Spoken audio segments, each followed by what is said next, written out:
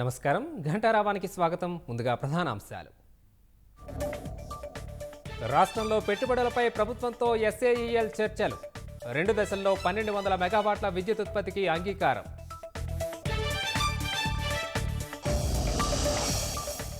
Custodial torture కేసులో విజయపాల్కు ముగిసిన custody.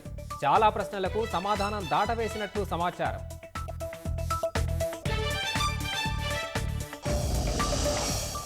BJP కుల మత విద్వేషాల్ని వ్యాప్తి చేస్తోందన్న రాహుల్. మనుస్మృతి విధానాలతో దేశం నడవాలనుకుంటుందని ఆరోపణ.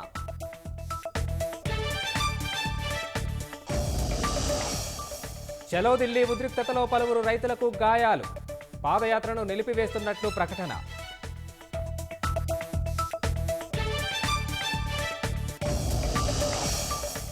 నేరాలకు ఢిల్లీ రాజధానిగా మారిందన్న కేజ్రీవాల్. శాంతి భద్రతలపై చర్చలు జరపాలని అమిత్ షాకు లేఖ.